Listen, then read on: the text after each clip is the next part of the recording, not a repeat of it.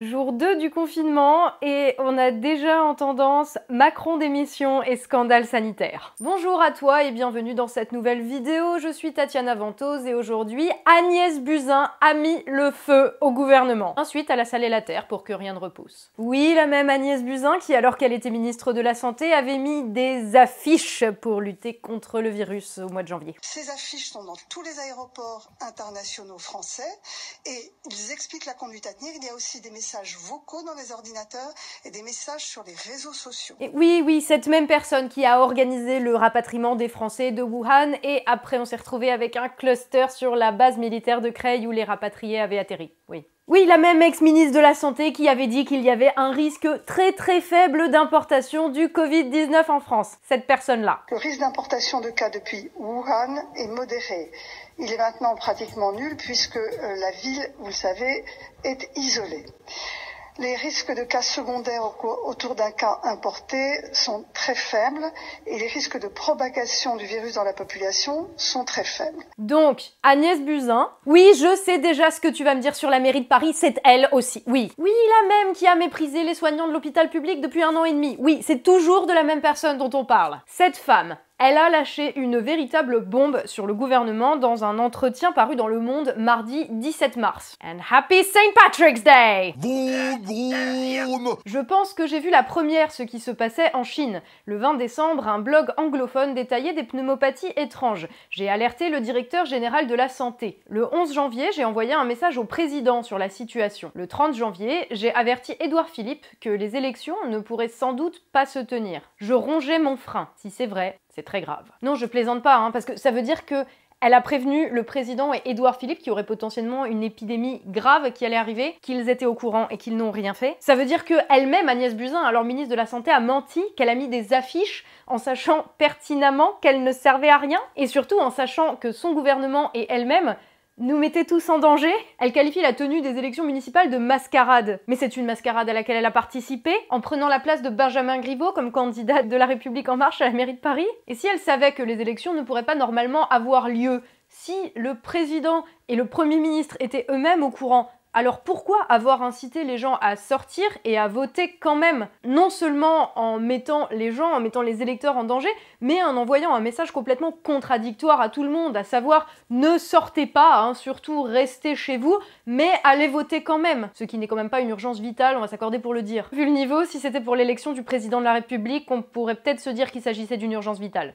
Mais c'était pas le cas. Et si elle savait depuis janvier et que le Premier ministre et le président savaient depuis janvier, pourquoi ils ont attendu autant pour prendre des mesures? Si c'est vrai, ce serait encore pire que le fait de ne tirer strictement aucune leçon de ce qui s'est passé en Italie et qu'il y a 8 jours d'avance sur nous sur la propagation de l'épidémie. Dans une de mes précédentes vidéos, je parlais, en parlant du gouvernement, je parlais de mise en danger de la vie d'autrui.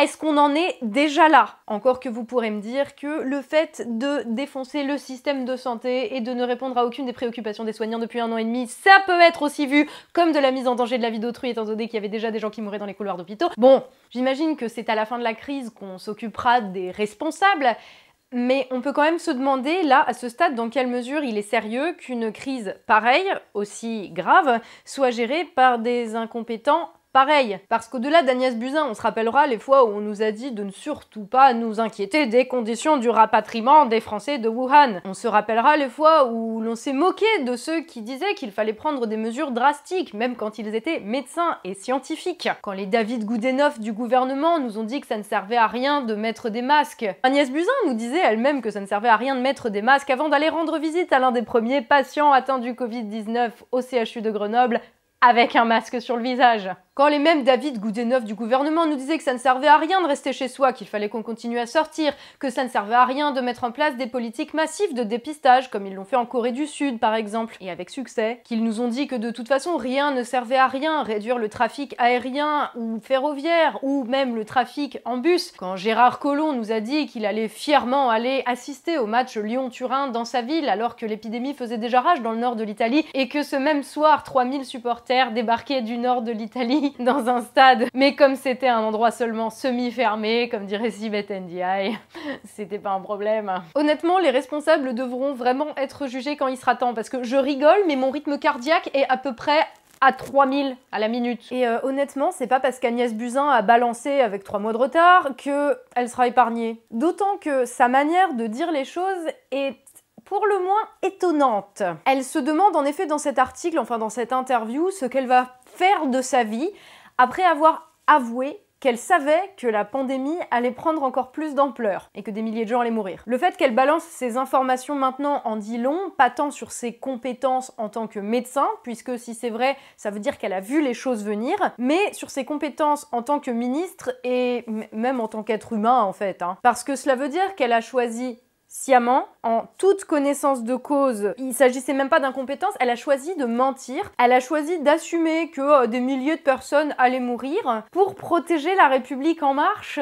Elle a protégé le gouvernement en se taisant jusqu'à ce que la situation devienne hors de contrôle. Et maintenant que sa carrière politique est terminée, elle essaye de sauver à nouveau les meubles? Alors c'est pourquoi qu'elle s'inquiète? C'est pour la France, c'est pour les Français ou c'est pour elle-même? Ma question, est-ce qu'elle aurait fait la même chose si elle avait gagné à la mairie de Paris? Moi je souhaite une chose, c'est que cette femme serve d'exemple à tous ceux qui préfèrent se taire devant ce qu'ils voient comme étant néfaste pour eux et pour tout le monde.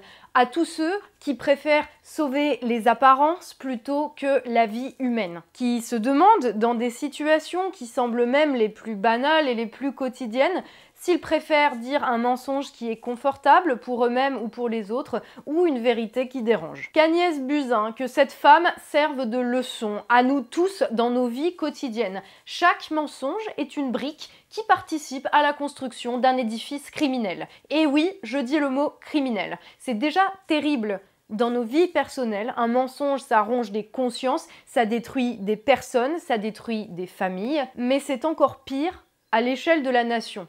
Quand cela concerne des millions de vies, alors le mensonge devient véritablement criminel. Retenez bien ce qui se passe, tirez-en des leçons, mais après la crise, ce sera bien plus que des leçons qu'il faudra tirer.